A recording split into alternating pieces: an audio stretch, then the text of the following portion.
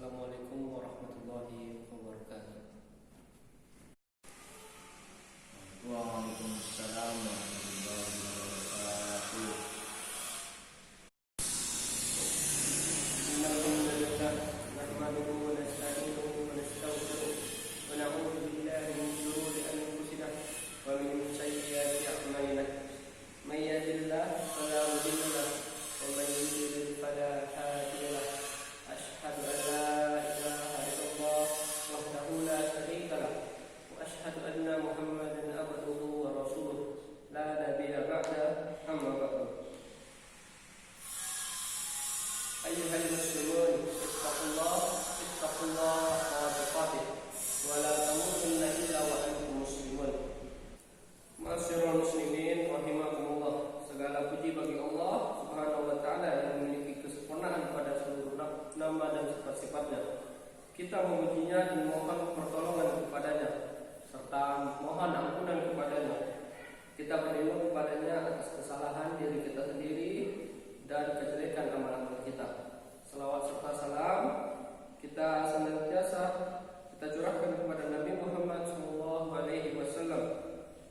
keluarganya dan juga para sahabatnya, serta pada seluruh kaum muslimin yang benar-benar mengikuti petunjuknya. Aku bersaksi bahwa tiada Tuhan selain Allah, dan aku bersaksi bahwasanya Muhammad itu adalah utusan Allah. Hadirin rahimakumullah, marilah kita senantiasa bertakwa kepada Allah Subhanahu wa taala. Takwa dalam artian menjalankan segala perintahnya dan meninggalkan segala larangannya.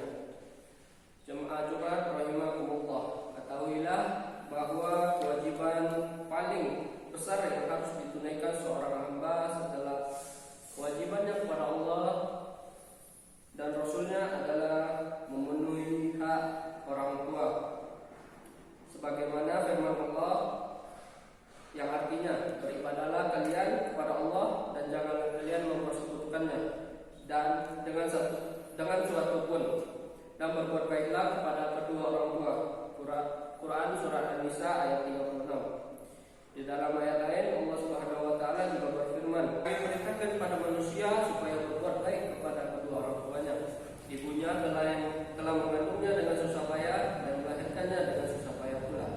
Quran surah Al-A'raf ayat 15. Pada ayat tersebut Allah Subhanahu wa taala menjelaskan betapa pentingnya kewajiban berbakti kepada orang tua dengan menggambarkan betapa besarnya pengorbanan bagi seorang tua, terutama ibu pada anaknya.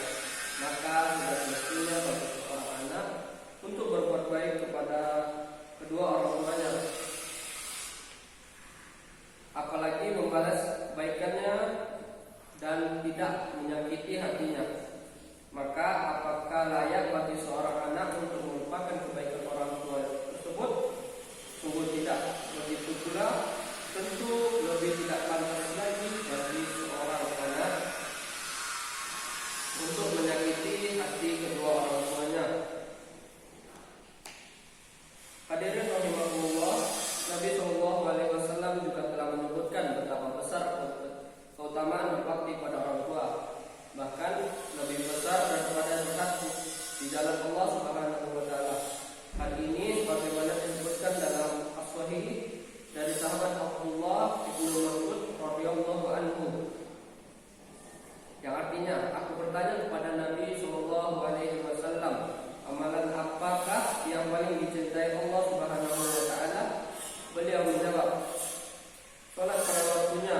Aku bertanya, kemudian apa? Nabi SAW menjawab, berbakti kepada orang tua. Kemudian aku bertanya lagi, kemudian apa? Beliau menjawab, jihad fisabilillah. Dari ayat-ayat dan hadis di atas serta dari yang lain, seorang akan memahami dengan jelas betapa tinggi dan mulianya amalan berbakti kepada kedua orang tuanya. Hadirin rahimakumullah, kewajiban berbuat baik kepada orang tua semasa hidup mereka tidaklah melihat kepada siapa dan bagaimana keadaan orang tua tersebut. Bahkan Allah Subhanahu wa taala memerintahkan kepada hamba-hambanya untuk berbuat baik kepada kedua orang tuanya, meskipun seandainya keduanya dalam keadaan kafir sekalipun. Bagaimana